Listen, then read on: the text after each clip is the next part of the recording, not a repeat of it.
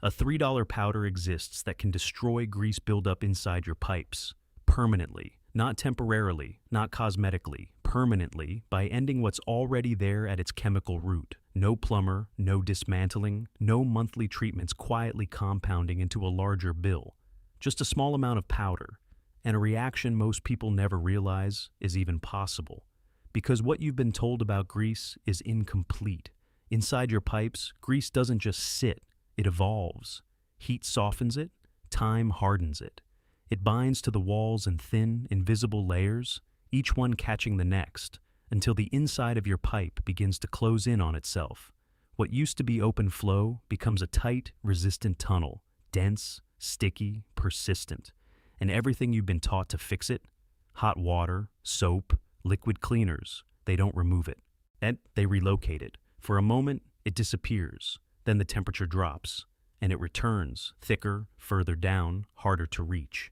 So the cycle repeats, quietly, predictably, until flow slows, then stops. And that's when it becomes expensive. But here's where it shifts. There is a way to interrupt that cycle at the molecular level, breaking down what's already built, not just pushing it along. This shouldn't be obscure, but it is. And that raises a more unsettling question. When a problem this common has a solution this simple, what else depends on you never using it? Welcome to Trust No Instinct. If questioning incentives matters to you, subscribing keeps this thinking alive. This isn't new. That's the part that makes it harder to ignore. Long before modern drain cleaners, or before branded bottles and warning labels, grease buildup was already a known problem, especially in systems that couldn't afford to fail. Ancient Roman drainage networks, some of the most advanced in early engineering, dealt with organic waste and animal fat on a massive scale. Records and reconstructions show the use of alkaline ash compounds, simple, caustic byproducts of burned plant material, to break down residue that would otherwise choke narrow stone channels. They didn't flush grease away. They broke it apart. Centuries later, the chemistry didn't change. Only the context did. By the 1800s, early industrial facilities were already using lye, sodium hydroxide, in controlled amounts to dissolve fats inside pipes and processing equipment. Not as a maintenance product, as a direct intervention. Because once buildup reached a certain point, flow stopped, production stopped, and stopping wasn't an option. That same logic carried into environments where failure wasn't just inconvenient, it was dangerous. During World War II, naval ships and field kitchens operated under constant pressure. Grease accumulation inside confined piping systems could slow drainage, contaminate surfaces, even create fire risk. The solution wasn't complex. It was dry alkaline powder, stable, transportable, effective, applied when needed, used to restore full function quickly. No cycles, no subscriptions, no delays. It worked. Not because it was new, but because it was understood. And then something shifted. The chemistry stayed exactly the same, but the way it was used didn't. What had once been a decisive solution started to fragment, broken into safer formulations, diluted into gentler products, stretched across repeated use instead of single resolution, not removed, repositioned. And that's where the pattern begins to emerge. Because when a solution stops being applied for what it does best, you have to ask why. What makes this work isn't new chemistry. It's basic chemistry, applied at the point most people never think to look. Because grease inside a pipe doesn't behave the way you imagine. It doesn't stay liquid.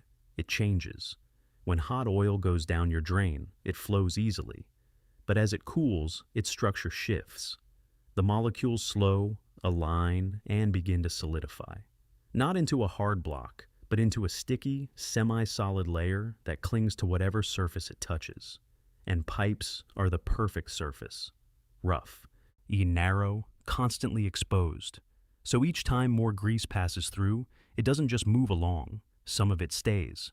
A thin film at first, then another, until the inside of the pipe starts to constrict, quietly, gradually, like a tunnel narrowing from the inside.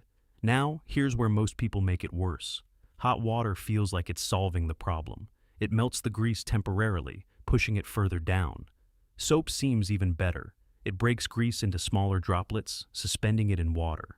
but only while it's hot, because once that mixture cools again, those droplets recombine.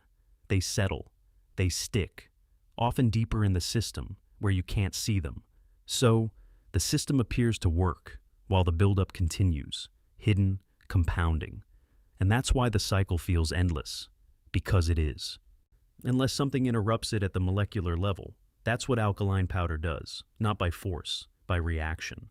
Strong alkaline compounds interact with the fatty acids inside grease through a process known as saponification. It's the same fundamental reaction used to make soap, but here, it's happening inside the pipe, directly on the buildup itself. Instead of coating over grease, it converts it, breaks the bonds holding it together, transforms a sticky, persistent residue into a water-soluble substance that can actually be flushed away. Not moved, removed. That's the difference.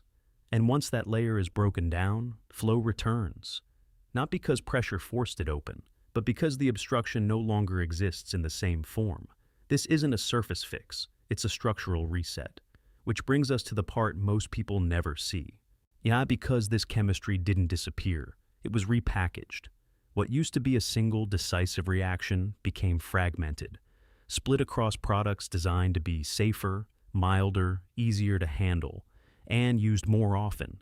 Drain cleaner, maintenance liquid, enzyme formula, each one addressing a piece of the problem, none of them ending it completely. The active chemistry is still there, just reduced, buffered, stretched over time, because a one-time solution doesn't create a cycle, but a system of ongoing treatment does. And once you see that shift clearly, it becomes harder to unsee, because the question isn't whether the chemistry works. It always did. The question is why it stopped being used in the way that works best. At this point, the chemistry is no longer the mystery. The outcome is predictable. So the real question shifts. If a low-cost, it's widely understood reaction can break down grease buildup at its source, why is the dominant system built around managing it instead? Because once you step back, a pattern starts to form. Household drain maintenance isn't a one-time event. It's a cycle. Products are designed to be used regularly, weekly, monthly, as needed. Each bottle promises improvement, rarely resolution.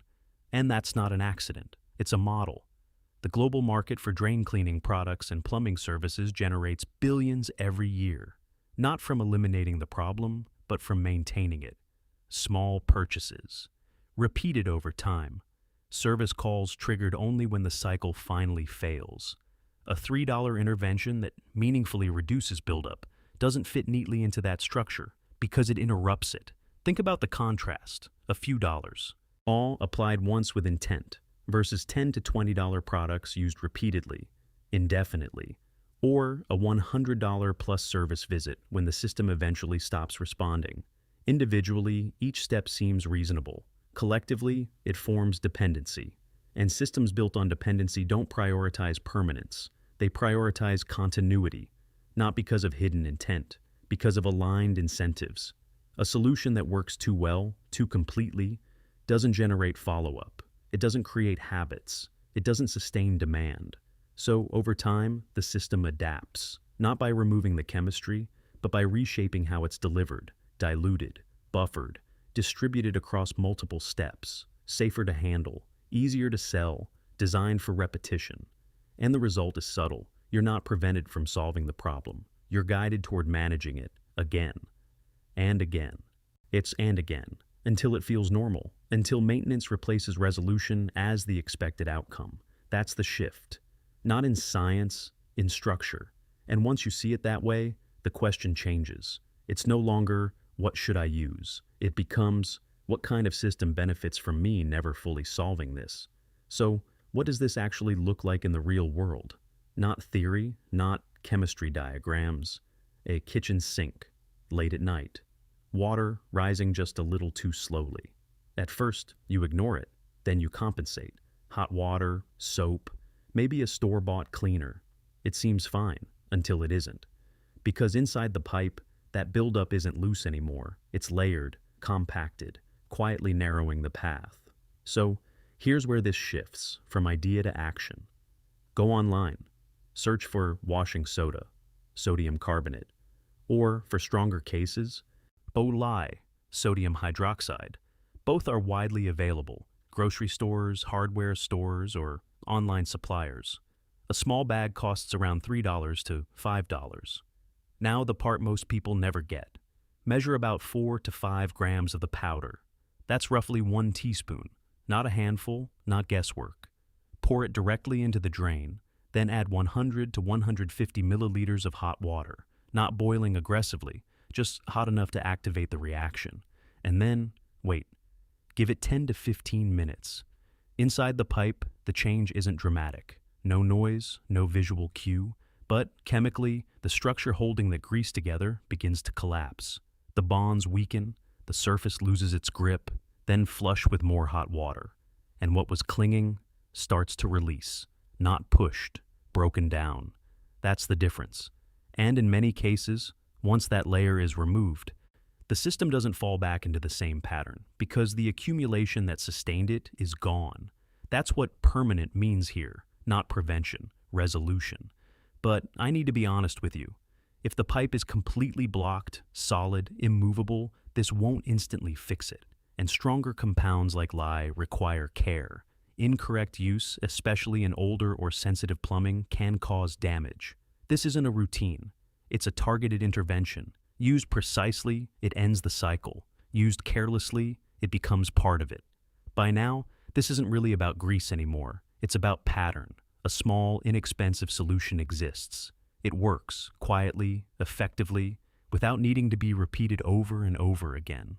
It's been understood for centuries, proven in environments where failure wasn't tolerated. No, and yet, what most people are handed instead is a cycle, temporary relief, recurring use, escalating cost. Not because the better option disappeared, because it stopped being presented that way. This isn't about blame, it's about structure. Systems tend to favor what continues, not what concludes. What keeps you engaged, not what lets you step away.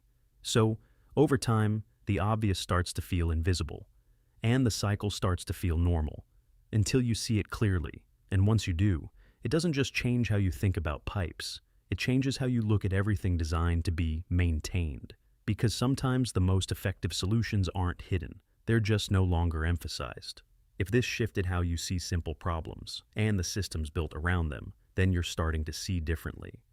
Like the video, if this opened your perspective. Share it with someone still stuck in that cycle.